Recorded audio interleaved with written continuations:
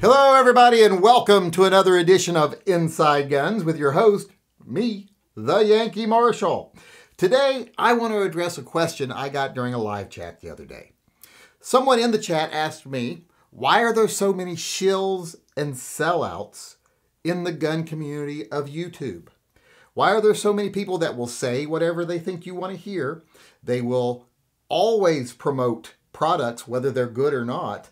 And they just don't seem to be very genuine when it comes to fighting for the Second Amendment. It seems like they're more worried about fighting for industry. Well, there's a real good reason for that. And it's kind of a long story, but, pull up a chair and Uncle Yankee will tell you, because I've been around for a while. So I've seen it work its way out. Back in the day, we all communicated on forums, just where you typed in messages back and forth to each other. It's very archaic nowadays. But we enjoyed it. But there was no business opportunity there really, unless you owned the forum. Then YouTube came along, and YouTube really wanted to grow itself. So it was sharing the money with people. If you would put videos on their platform and allow them to put ads on it, they'd share the money with you. So there was potential there. If you got a lot of followers, you could make good money. So a lot of people decided to open up gun channels on YouTube. I remember back in the forum days, Tim from Military Arms Channel, before he was ever Military Arms Channel, telling me, hey, I'm going to start a YouTube channel. There's a big business opportunity over there. And I thought, well, that's great. I hope you have fun, because I had no idea what YouTube was. I didn't know what he was talking about. So he went over, formed his channel. I came around much longer. It took me a long time to figure out what YouTube was. By the time I came over, they had started the partnership program where they only shared money with partners. You had to be a partner. They had to accept you. I did videos for several years, never became a partner, so never made any money. But then eventually I figured out I could make money as a partner, because YouTube had grown to the point where you could make decent money if you had a good following.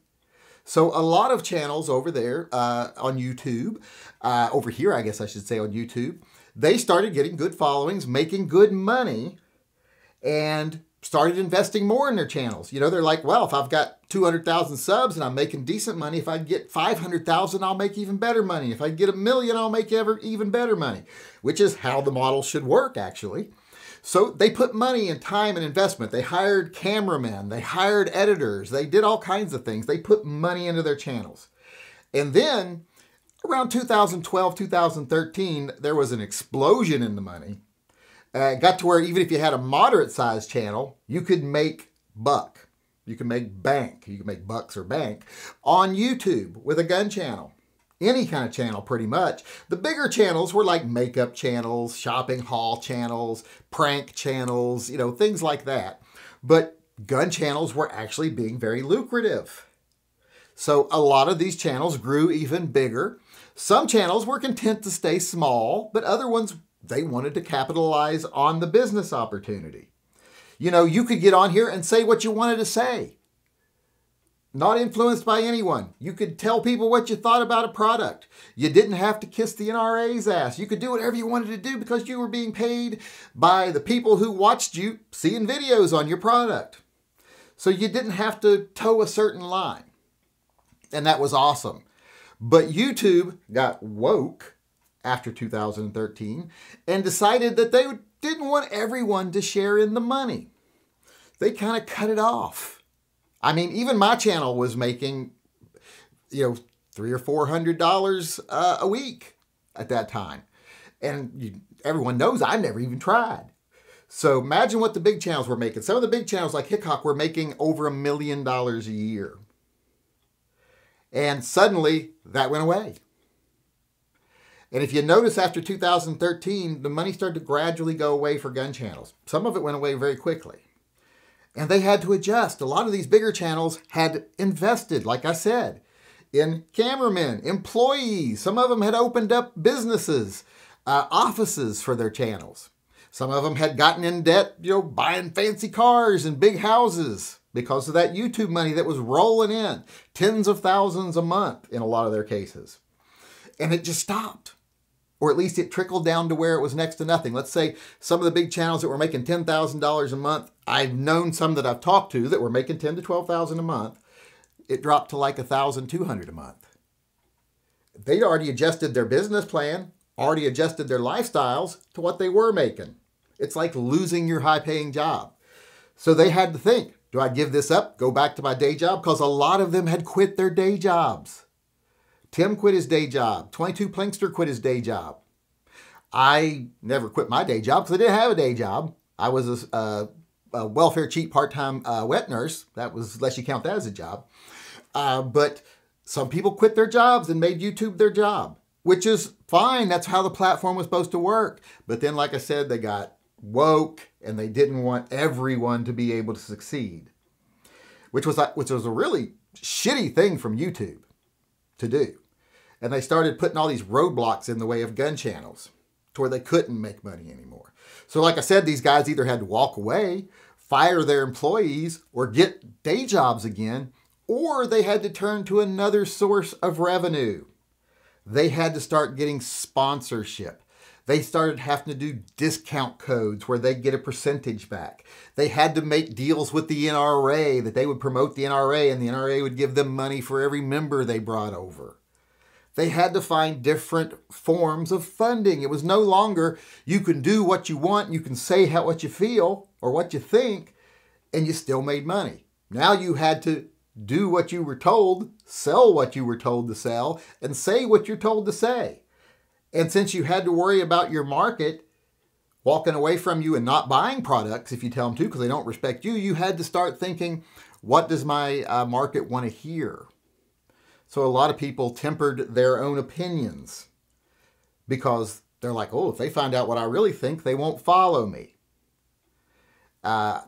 Obviously not a problem I've ever had. I just would rather people not follow me. The only reason my channel isn't corrupted and isn't sold out is because it never was successful. If I had ever been successful, which I just don't have the mindset to do, I'm not I'm not a business guy, and two, I'm not very good at holding my tongue.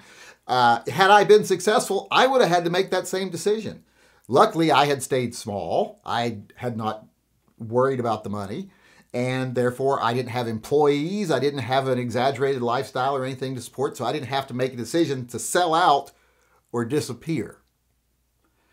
If you remember in 2013, the money was so good that car salesmen, preachers, everybody else was throwing away their day jobs and starting up a gun channel, even when they didn't know anything about guns. Not a thing. They hadn't even been around guns till they were in their 20s. And then they started a gun channel because, oh, hey, there's money in it. We've got insurance salesmen, mortgage brokers. Everybody became gun people. There was a glut of gun channels. There you couldn't you couldn't swing a dead cat without hitting a gun channel. If you held a live chat online, hundreds of channels showed up. Hundreds and hundreds of people showed up. It was just amazing. It was actually a very good time. But then YouTube yanked that rug out. The people who had just come and were flash in the pan people, they went away quickly. They saw the money dry up. They found other sources of money. And some decided to go towards things like shock videos, selling fear. That's one way to make some money. Selling out to, like I said, to manufacturers, selling out to gun groups, etc. They weren't their own bosses anymore. They were basically just an advertising firm for other industries and other businesses and other people. So that's how YouTube corrupted the gun channels. They set them up for failure. They promoted them. They helped them prosper. They helped them grow. And then when they got to a place where they were incredibly invested, they yanked the rug out from under them and they had to seek other sources of funding. That's why the gun community changed so much. You hear people saying, wow, it's so much different now. Everybody's a shill. Back when I first came to YouTube back in 2009, it was different. Yeah, it was very different because people were making money off their own work and their own opinions. Now they make money selling other people's opinions. And that was their only choice. Either sell out or die because they had gotten so big that they couldn't just go back to making tabletop videos. They had to get a day job. Luckily, I was in a position, like I said, where I didn't have a day job, didn't have to have a day job because I was retired, and was never successful, so it never affected me. But the big channels, they really didn't have any choice. And I can't express that enough, that as much as I dislike some of them, the sellouts, the fear mongers, the propagandists, they really didn't have any choice. They are the monster that YouTube made them. And it did it in a very sneaky and dastardly way, deciding that, oh, well, we don't want gun channels to prosper because, those are bad people. So if you want to know why gun channels became the way they are now, it's simple. It's all about money, and it's all about what YouTube did to take the money away when they were originally welcoming them in and helping them prosper. All right, after that long and very repetitive rant, surprise, I'm out of time. Before I go, I do want to remind everyone that today is the 2nd, and remember, every second matters. So do something today to strike up a conversation with someone who's not pro-gun and try to maybe change their mind just a little bit. Other than that, I just want to say thanks to everyone out there for coming today. I hope you enjoyed it. I hope you come back again tomorrow. Until then, remember, always carry and stay safe until I see you again.